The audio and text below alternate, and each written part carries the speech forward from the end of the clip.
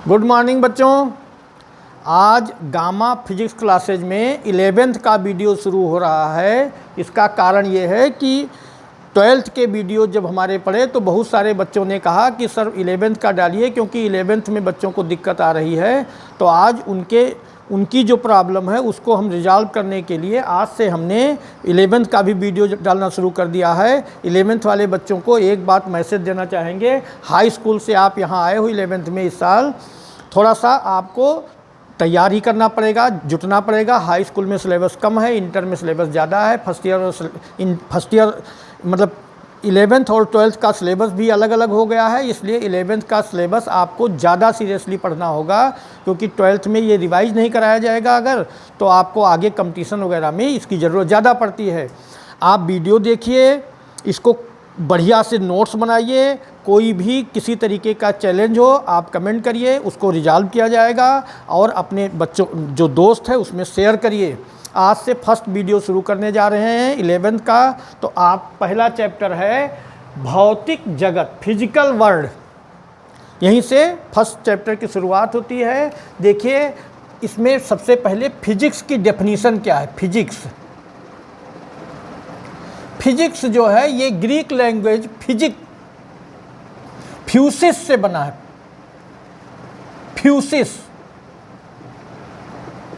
फ्यूसिस का Greek language में अर्थ होता है नेचर, प्रकृति।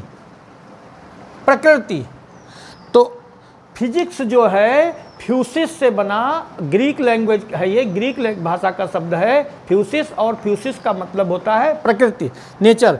तो फिजिक्स जो है वो विज्ञान की ऐसी शाखा है जिसके अंतर्गत प्रकृति तथा उसमें घटित होने वाली घटनाओं का वैज्ञानिक अध्ययन करते हैं। सीधी परिभाषा हो गई, कोई दिक्कत नहीं।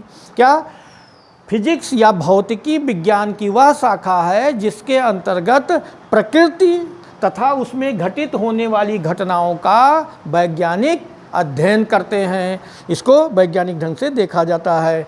अब फिजिक्स का स्कोप देखिए, फिजिकल वर्ल्ड है, ये पूरा फिजिक्स का जगत है, ये भौतिक जगत है। आपने सुना होगा कहीं बातचीत होती है, ये भौतिक जगत।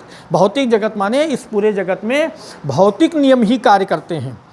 तो फिजिक्स में इसका स्कोप क्या है, फिजिक्स के स्कोप क्या है, इसका कार्यक्षेत्र क्या है। फिजिक्स के स्कोप को, स्कोप ऑफ फिजिक्स, इसको दो भागों में बांटा गया है। ये माइक्रोस्कोपिक माने होता है स्थूल क्षेत्र, स्थूल जो पदार्थ के स्तर पर देखा जाता है, और ये माइक्रोस्कोप माने सूक्ष्म क्षेत्र। दो भागों में बांट दिया गया। फिजिक्स के कार्य क्षेत्र को दो भागों में बांट दिया गया, स्थूल क्षेत्र और सूक्ष्म क्षेत्र। फिर स्थूल क्षेत्र के ये 5 भाग हैं: यांत्रिकी, ऊष्मागतिकी, प्रकाशिकी, दोलन तरंगे तथा वैद्युत गतिकी। यांत्रिकी, इनकी एक एक बारे में सब बताएंगे, आपको थोड़ी क्लियर करेंगे। यांत्रिकी का मतलब होता है वस्तुओं के बीच आपेक्ष, एक दूसरे के बीच पारस्परिक क्रिया। यांत्रिकी के अंतर्गत जैसे मशीनें कार्य करती हैं, ये जो कुछ हम स्थूल रूप में देख रहे हैं, कार्य है, ऊर्जा है, कार्य का ऊर्जा में रूपांतरण कैसे होता है, कार्य की प्रकृति क्या है, कार्य करने के तरीके क्या है, मशीनों का कार्य कैसा है, मशीनें कैसे कार्य करती हैं, उनकी बाह्य क्रिया के बारे में अध्ययन किया जाता है। ये सब यांत्रिकी के अंतर्गत आता है। उसके बाद ऊष्मागतिकी में ये वस्तुओं के तापीय अवस्था का अध्ययन करते हैं। देखिए, यांत्रिकी में एक बात और बता दें, यांत्रिकी के मूल नियम न्यूटन से शुरू होते हैं। न्यूटन फिजिक्स के जनक हैं। जो क्लासिकल फिजिक्स है, जो प्राचीन भौतिकी है, उसके जनक न्यूटन हैं। यांत्रिकी न्यूटन से शुरू होती है। न्यूटन के जो गति विषयक नियम है वहीं से यांत्रिकी की शुरुआत होती है। उसके बाद यांत्रिकी में और वैज्ञानिक आते हैं, आर्किमिडीज वगैरह भी यांत्रिकी के अंतर्गत ही कार्य करते हैं। ऊष्मागतिकी की बात करते हैं। ऊष्मागतिकी में पिंडों के तापीय अवस्था का अध्ययन किया जाता है। ताप के कारण वस्तुओं में क्या परिवर्तन होता है, ताप और जैसे ऊष्मा है, ऊष्मा और कार्य की तुल्यता क्या है, ऊष्मा और कार्य एक दूसरे के साथ इंटरकनेक्ट कैसे होते हैं, इनके बारे में अध्ययन ऊष्मागतिकी के अंतर्गत किया जाता है। ऊष्मागतिकी में जैसे जूल का नियम कार्य करता है, कारणों का ऊष्मा इंजन कार्य करता है। तो ये ऊष्मागतिकी के अंतर्गत ऊष्मीय अवस्था या तापीय अवस्था या ऊष्मा के आदान प्रदान, कारणों ने एक ऊष्मा इंजन बनाया, आगे आप पढ़ेंगे तो उसके आधार पर वो भी ऊष्मागतिकी के अंतर्गत आता है, और ये ऊष्मा इंजन आदर्श इंजन कहलाता है। तो ऊष्मागतिकी के अंतर्गत ये चीज़ें आती हैं।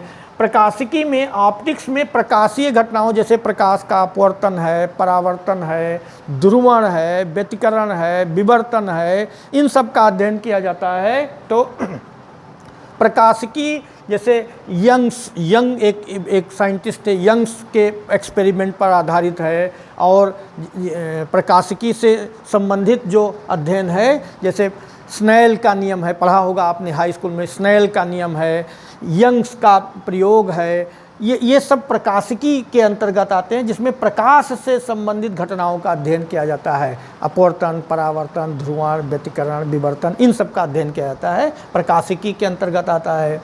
उसके बाद दोलन और तरंगें। दोलन और तरंगों में जैसे मान लीजिए कि आप कोई स्थिर जल है, तालाब है, उसका स्थिर जल है, उसमें एक पत्थर फेंक दें तो उसमें हलचल उत्पन्न होती है। तो ये जो हलचल उत्पन्न होती है ये दोलन कहलाती है, और ये हलचल वही दोलन के रूप में वेव्स जो चलती हैं, दोलन जैसे उसके तालाब के जो कण हैं वो ऊपर नीचे कंपन करने लगते हैं, वो दोलन हो गया, और जो हलचल आगे बढ़ती वो तरंग हो गई। तो दोलन और तरंगें ये वाइब्रेशन से रिलेटेड है, एक ही पॉइंट पर कंपन हो अणुओं का, कणों का, तो उससे संबंधित है। और वैद्युत गतिकी में वैद्युत बल और चुंबकीय बल दोनों का अध्ययन किया जाता है। देखिए, वैद्युत गतिकी और वैद्युत स्थैतिकी, स्थैतिकी में स्थिर अवस्था के बारे में अध्ययन, जैसे कोई आवेशित कण एक विराम में है, दो आवेशित कण एक दूसरे के सापेक्ष अगर विराम में हैं तो कूलाम्स लॉ फॉलो होता है, कूलाम का नियम उसमें कार्य करता है। लेकिन अगर वही आवेशित कण गतिमान हो गए, गतिमान आवेशित कण वैद्युत क्षेत्र उत्पन्न करते हैं, और अगर वो आवेशित कण, उस आवेशित कणों के कारण चुंबकीय क्षेत्र भी उत्पन्न होता है। तो ये जो वैद्युत गतिकी है, इसमें वैद्युत बल और चुंबकीय बलों का अध्ययन किया जाता है। तो यहाँ बच्चों यांत्रिकी, ऊष्मागतिकी, प्रकाशिकी, दोलन तरंगे, वैद्युत गतिकी, ये 5 भाग, ये स्थूल माने पदार्थ के स्तर पर इनका अध्ययन किया जाता है। उसके बाद ये जो सूक्ष्म अवस्थाओं का अध्ययन किया जाता है, माइक्रोस्कोपिक ब्रांच जो है, ये क्वांटम फिजिक्स और ये मॉडर्न फिजिक्स कहलाती है।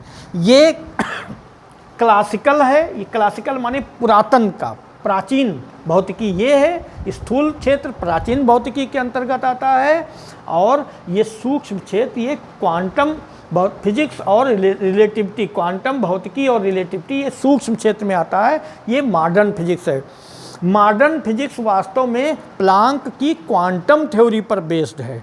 प्लांक की क्वांटम थ्योरी, मॉडर्न फिजिक्स किस पर बेस्ड है, किस पर आधारित है बच्चों? प्लांक की क्वांटम थ्योरी पर आधारित है। तो ये क्वांटम भौतिकी में नाभिकीय कणों का अध्ययन किया जाता है, परमाणुओं का अध्ययन किया जाता है। ये नाभिकीय कण और परमाणु, इन सब का अध्ययन क्वांटम फिजिक्स के अंतर्गत करते हैं। वास्तव में ये प्लांक की क्वांटम थ्योरी पर बेस्ड है। किस पर बेस्ड है? प्लांक की क्वांटम थ्योरी। और ये रिलेटिविटी है, रिलेटिविटी आइंस्टीन थ्योरी की है। ये रिलेटिविटी किस पर आधारित है? आपेक्षिक, जैसे आपेक्षिक गति का अध्ययन, जैसे सूर्य है, तारे हैं, पृथ्वी है, या कोई कणों की आपेक्षिक गति हो रही है, आपेक्षिक गतियों का अध्ययन जो करते हैं वो इसके अंतर्गत आइंस्टीन थ्योरी काम करती है। तो ये दोनों भाग हो गए स्कोप ऑफ फिजिक्स में, माइक्रोस्कोपिक और माइक्रोस्कोपिक माने स्थूल अवस्था, माइक्रोस्कोपिक माने सूक्ष्म अवस्था, दोनों का अध्ययन हो गया। ये बात समझ में आ गई आप लोगों के। इसके बाद अब भौतिकी में कुछ फंडामेंटल लॉ हैं, कुछ मूल नियम हैं, फिजिक्स के कुछ मूल नियम हैं, उन पर चर्चा होगी। फिजिक्स के मूल नियम कौन कौन से हैं? फिजिक्स के मूल नियम हैं, मूल नियम देखिए, मूल नियम में फिजिक्स का जो मूल नियम है, मूल नियम में संरक्षण भी आता है, ऊर्जा संरक्षण है, आवेश संरक्षण है, उसके बाद ये द्रव्यमान ऊर्जा का संरक्षण है, कोणीय संवेग संरक्षण है। ये संरक्षण नियम है, भौतिकी के संरक्षण नियम। मूल नियम कौन कौन से हैं? मूल नियम, फंडामेंटल लॉ। इसमें नंबर 1 आता है गुरुत्वाकर्षण नियम। गुरुत्वाकर्षण, चलिए एक एक बताते जाएंगे, इस पर चर्चा होती जाएगी। ये जो गुरुत्वाकर्षण नियम है, फिजिक्स का जो मूल नियम है, ये गुरुत्वाकर्षण नियम है और ये सदैव आकर्षण की व्याख्या करता है। ब्रह्मांड में प्रत्येक 2 पिंडों के बीच एक प्रकार का आकर्षण बल कार्य करता है। इसकी व्याख्या न्यूटन ने की थी। किसने की थी बच्चों? न्यूटन ने। गुरुत्वाकर्षण नियम की व्याख्या न्यूटन ने की थी। उसके बाद नंबर 2 पर आता है विद्युत चुंबकीय बल। थोड़ा थोड़ा सबको बता दें, फिर सबकी व्याख्या करेंगे। विद्युत चुंबकीय बल, विद्युत चुंबकीय बल, विद्युत चुंबकीय बल, इसमें वैद्युत बल और चुंबकीय बल का अध्ययन किया जाएगा। नंबर 3 पर आता है क्षीण नाभिकीय बल, क्षीण नाभिकीय बल। और नंबर 4 है प्रबल नाभिकीय बल, प्रबल नाभिकीय बल। इसको ध्यान से समझना, नाभिकीय बल। ये मूल नियम है।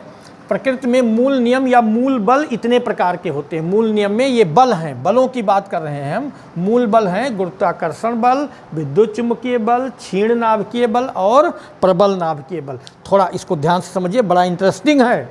ये जो गुरुत्वाकर्षण बल है, ये न्यूटन के नियम पर आधारित है। न्यूटन ने बताया था कि ब्रह्मांड में प्रत्येक 2 पिंड एक दूसरे को आकर्षित करते रहते हैं। किन्हीं 2 पिंडों के द्रव्यमान अगर m1 m2 हैं और इनके बीच की दूरी r है, तो इनके बीच लगने वाला गुरुत्वाकर्षण बल, न्यूटन के नियमानुसार इनके बीच लगने वाला गुरुत्वाकर्षण बल इनकी मात्राओं के गुणनफल के अनुक्रमानुपाती तथा इनके बीच की दूरी के वर्ग के व्युत्क्रमानुपाती होता है। किसका नियम है बेटे? न्यूटन का गुरुत्वाकर्षण नियम। ये आप पढ़ चुके हैं, 8th क्लास से आपने पढ़ना, हमको लगता है 8th से ही पढ़ना शुरू कर दिया होगा। यहाँ पर अगर ये प्रोपोर्शनल का चिन्ह है, अगर यहाँ इक्वल लगाएंगे तो कोई कांस्टेंट आ जाएगा, जी m1 m2 अपान r स्क्वायर, जहाँ जी एक नियतांक है जिसे सार्वत्रिक गुरुत्वाकर्षण स्थिरांक कहते हैं। क्या कहते हैं? सार्वत्रिक गुरुत्वाकर्षण स्थिरांक, यूनिवर्सल ग्रेविटेशनल कांस्टेंट। क्या कहते हैं? सार्वत्रिक गुरुत्वाकर्षण स्थिरांक। पूछा गया है जी को सार्वत्रिक क्यों कहते हैं, सार्वत्रिक स्थिरांक क्यों कहते हैं? क्योंकि इसका मान कहीं भी ब्रह्मांड में किसी भी ग्रह नक्षत्र पर कहीं चले जाओ, स्पेस में नीचे चले जाओ, ऊपर चले जाओ, किसी दूसरे ग्रह पर चले जाओ, इसका मान कभी चेंज नहीं होता है। और इसका संख्यात्मक मान होता है जी का 6.67 × 10⁻⁻11 न्यूटन मीटर स्क्वायर प्रति किलोग्राम स्क्वायर। ये होता है 6.67 × 10⁻⁻11। ये कैपिटल जी की वैल्यू होती है। तो ये व्याख्या हुई गुरुत्वाकर्षण नियम की, न्यूटन ने किया था। ये जो बल हैं, गुरुत्वाकर्षण बल जैसे है, तो गुरुत्वाकर्षण बल एक प्रकार के सभी बल, ये चारों प्रकार के जो बल ब्रह्मांड में, ये प्रकृति में पाए जाते हैं, ये कुछ कणों के विनिमय के कारण उत्पन्न, एक्सचेंज ऑफ पार्टिकल्स, कणों के विनिमय के कारण उत्पन्न होते हैं। तो ये जो गुरुत्वाकर्षण बल उत्पन्न होता है, इसकी उत्पत्ति का कारण ग्रेविटानों का विनिमय है। ग्रेविटानों के विनिमय के कारण उत्पन्न होता है। गुरुत्वाकर्षण बल किसके कारण उत्पन्न होता है? ग्रेविटानों के विनिमय के कारण उत्पन्न होता है। वास्तव में ग्रेविटान अभी तक खोजे नहीं गए हैं, ये अनुमानित हैं, अभी इनकी खोज, इनकी पुष्टि नहीं हो पाई है। तो गुरुत्वाकर्षण बल क्लियर हो गया टॉपिक। अब नंबर 2 पर आता है विद्युत चुंबकीय बल। सुनो, विद्युत बल आवेशों के बीच कार्य करता है, चुंबकीय बल चुंबकीय कणों के बीच कार्य करता है, लेकिन विद्युत और चुंबकीय बल एक दूसरे से बड़े इंटरकनेक्टेड हैं। विद्युत चुंबकीय बल कूलाम्स लॉ पर बेस्ड है। किस पर बेस्ड है? कूलाम लॉ पर बेस्ड है।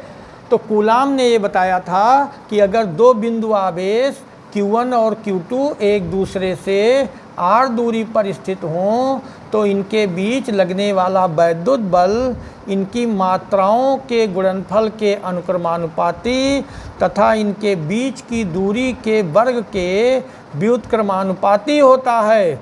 अर्थात यह प्रोपोर्शनल Q1 Q2 और यह प्रोपोर्शनल 1/r²। दोनों को एक साथ कहें तो यह प्रोपोर्शनल Q1 Q2/r²। ठीक है, यहाँ पर प्रोपोर्शनल की जगह इक्वल लगाएंगे तो कोई कांस्टेंट आ जाएगा और ये कांस्टेंट जो k लिखा है इसकी वैल्यू 9 × 10⁻9 होती है। कितनी होती है बच्चों? 9 × 10⁻9 इसकी वैल्यू होती है, संख्यात्मक मान होता है। ये MKS सिस्टम में, अगर सारी राशियाँ MKS सिस्टम में होंगी तो k का मान 9 × 10⁻9 न्यूटन मीटर स्क्वायर प्रति कूलाम स्क्वायर। ये कूलाम है, सी फॉर कूलाम, तो न्यूटन मीटर स्क्वायर प्रति कूलाम स्क्वायर, ये कूलाम्स लॉ है। तो कूलाम्स लॉ के कारण ये विद्युत चुम्बकीय बल कार्य करते हैं और विद्युत चुम्बकीय बलों की उत्पत्ति, जैसे यहाँ पर आपने पढ़ा कि गुरुत्वाकर्षण बलों की उत्पत्ति ग्रेविटानों के विनिमय से होती है, ऐसे ही विद्युत चुम्बकीय बलों की उत्पत्ति फोटानों के विनिमय से होती है। किसके कारण बच्चों? ये थोड़ा ध्यान रखना, फोटानों के विनिमय के कारण विद्युत चुम्बकीय बलों की उत्पत्ति होती है। ठीक, समझ में आया? अब थर्ड नंबर पर आता है क्षीण नाभिकीय बल, वीक न्यूक्लियर फोर्स। क्षीण नाभिकीय बल ये मूल कणों के बीच कार्य करता है। जैसे मान लीजिए किसी परमाणु नाभिक से बीटा कण जब उत्सर्जित होता है, कौन सा कण? बीटा कण। रेडियो एक्टिव नाभिकों से अल्फा बीटा कणों की उत्पत्ति होती है, गामा कण भी निकलते हैं। तो जब किसी रेडियो एक्टिव नाभिक से बीटा कण की उत्पत्ति होती है तो इस प्रक्रिया में एक कण और निकलता है, वो उसका विराम द्रव्यमान और आवेश शून्य होता है, उसको एंटी न्यूट्रिनो कहते हैं। क्या कहते हैं इसको बेटे? Anti neutrino. Anti neutrino, anti neutrino. और उस नाभिक के बीच बहुत क्षीण बल कार्य करता है, ये क्षीण नाभिकीय बल कहलाता है। क्षीण नाभिकीय बल एंटी न्यूट्रिनो या बीटा डीके, बीटा कणों के क्षय होने पर एंटी न्यूट्रिनो और नाभिक के बीच एक प्रकार का क्षीण बल कार्य करता है। इस बल को क्षीण नाभिकीय बल कहते हैं। और क्षीण नाभिकीय बलों की उत्पत्ति बोसानों के विनिमय से होती है। किसके कारण? बोसानों का विनिमय होता है। ये अपने यहाँ के इंडियन वैज्ञानिक थे, SN बोस, इन्होंने खोजा था। बोसानों के विनिमय के कारण ये वीक न्यूक्लियर फोर्स की उत्पत्ति होती है। उसके बाद अब स्ट्रांग न्यूक्लियर फोर्स की बात करते हैं। स्ट्रांग न्यूक्लियर फोर्स केवल नाभिकीय कणों के बीच कार्य करता है। ये 10⁻⁻15 मीटर परास में ही, जो 10⁻⁻15 मीटर परास में ही कार्य करता है। नाभिक के कणों, नाभिक में कौन से कण होते हैं? प्रोटॉन और न्यूट्रॉन, इनको न्यूक्लियन कहते हैं। नाभिक में कणों को क्या कहते हैं बच्चों? न्यूक्लियन। नाभिक में न्यूक्लियनों के बीच कार्य करने वाला जो बल होता है ये प्रबल नाभिकीय बल है। अब तक ज्ञात सभी बलों में ये सबसे ज़्यादा स्ट्रांग बल है, इससे ज़्यादा स्ट्रांग बल कोई नहीं है। इसको प्रबल नाभिकीय बल कहते हैं। और ये नाभिकीय बलों की उत्पत्ति, ये एक युकावा नामक वैज्ञानिक थे। कौन? युकावा ने नाभिकीय बलों के उत्पत्ति की व्याख्या की थी। और ये मेसानों के विनिमय के कारण होता है। किसके कारण? मेसानों के विनिमय के कारण होता है। अब फिर से एक बार ध्यान देकर सुन लो। तो गुरुत्वाकर्षण बल ग्रेविटानों के विनिमय के कारण होता है। ग्रेविटानों के बारे में अभी बहुत पुष्टि नहीं हो पाई है, एक अनुमान है। विद्युत चुम्बकीय बल फोटानों के विनिमय के कारण होता है। क्षीण नाभिकीय बल बोसानों के विनिमय के कारण होता है। और प्रबल नाभिकीय बल किसके कारण होता है? प्रबल नाभिकीय बलों की उत्पत्ति मेसानों के विनिमय के कारण होती है। तो ये इन कणों का विनिमय होता है और ये बलों की उत्पत्ति होती है। तो इतनी व्याख्या हो गई। अब इसमें एक बात जरूरी है, कौन सा बल सबसे, अगर बढ़ते हुए क्रम में लिखा जाए तो गुरुत्वाकर्षण बल को FG कह सकते हैं। G for gravitational force, FG। उसके बाद वीक न्यूक्लियर फोर्स है FW, वीक न्यूक्लियर फोर्स किसके बीच कार्य करता है? जैसे एंटी न्यूट्रिनो और बीटा कण का क्षय होता है, बीटा डीके में एंटी न्यूट्रिनो और न्यूक्लियस के बीच कार्य करता है। FW, weak, W for weak nuclear force. उसके बाद FE, ये विद्युत चुम्बकीय बल, इलेक्ट्रोमैग्नेटिक फोर्स। और उसके बाद FS, strong nuclear force. FG सबसे कम होता है, FW माने ग्रेविटेशनल फोर्स सबसे कम होता है, उसके बाद वीक न्यूक्लियर फोर्स होता है, उसके बाद इलेक्ट्रोमैग्नेटिक फोर्स होता है, और उसके बाद स्ट्रांग न्यूक्लियर फोर्स होता है। इनका रेशियो होता है 1:10⁻36:10⁻36:10⁻38। इसको थोड़ा ध्यान दिए रहना, याद कर लेना इसको।